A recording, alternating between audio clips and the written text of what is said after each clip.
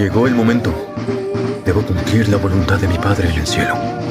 Sé que tienen muchas preguntas. Ya habrá tiempo para eso.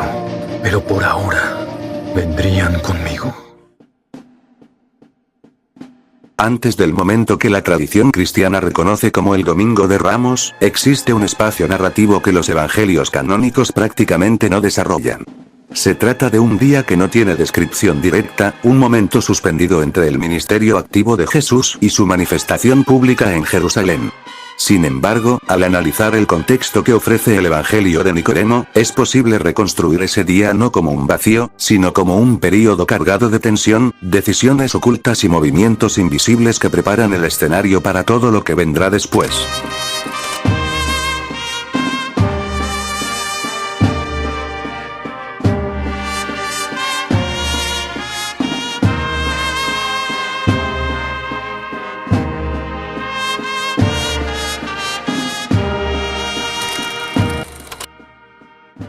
Un primer elemento que emerge al hacer esta reconstrucción es la tensión invisible que rodea a Jesús antes de su reconocimiento público en Jerusalén. El Evangelio de Nicodemo, aunque se enfoca principalmente en los eventos del juicio y lo que ocurre después de la crucifixión, deja entrever que las autoridades religiosas y políticas no reaccionan de manera espontánea ante Jesús, sino que ya existe una inquietud previa. Esto permite suponer que, en los días anteriores a su entrada, Jesús no era una figura desconocida para el poder establecido. Ya había rumores, ya existía una percepción de riesgo, y posiblemente ya había observación directa sobre sus movimientos. Ese día previo, entonces, puede entenderse como un momento en el que la figura de Jesús se encuentra en una especie de umbral. Aún no ha sido proclamado públicamente como rey por las multitudes en Jerusalén, pero tampoco es ajeno a la mirada de quienes ven en él una amenaza. No hay aún celebración visible, pero sí una tensión silenciosa que crece en el fondo. Es un día donde el reconocimiento está a punto de estallar, pero todavía permanece contenido, como una presión acumulada que aún no encuentra salida. Otro aspecto importante que se puede desarrollar a partir del Evangelio de Nicodemo es el movimiento interno de las autoridades, especialmente en lo que respecta al inicio del conflicto que culminará en la pasión. Este texto muestra con bastante claridad la postura de figuras como los sumos sacerdotes y otros líderes, particularmente durante el juicio de Jesús, donde ya existe una narrativa estructurada para condenarlo. Si ese nivel de organización aparece en el momento del juicio, es razonable pensar que tuvo un proceso previo. Ese día anterior a la entrada en Jerusalén puede interpretarse como el punto en el que ese proceso se consolida. No necesariamente como una reunión explícita documentada, sino como un momento en el que las intenciones se alinean, en el que las sospechas se transforman en decisiones.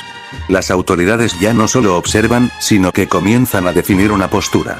Y esto es clave, porque transforma la percepción de ese día. Deja de ser un simple momento de tránsito y se convierte en un punto de inflexión invisible. Todo sigue aparentemente igual, pero en realidad ya hay una dirección marcada. Ya existe un conflicto que ha dejado de ser potencial para convertirse en inevitable, aunque todavía no se manifieste abiertamente ante el pueblo. Siguiendo esta misma línea, otro elemento fundamental es la idea de preparación silenciosa. El Evangelio de Nicodemo presenta los eventos de la pasión como parte de una secuencia que tiene coherencia interna, donde cada acción parece estar conectada con la siguiente. Si se proyecta esta lógica hacia el día previo a la entrada en Jerusalén, ese momento puede entenderse como una pausa que no implica inactividad, sino acumulación. Es un espacio donde los acontecimientos no se detienen, sino que se organizan de forma no visible. Jesús se encuentra en una posición particular. Aún no entra a Jerusalén de manera pública, pero está lo suficientemente cerca como para que su presencia tenga peso. No hay proclamaciones, no hay multitudes extendiendo mantos, pero sí hay un ambiente que se está preparando para recibirlo.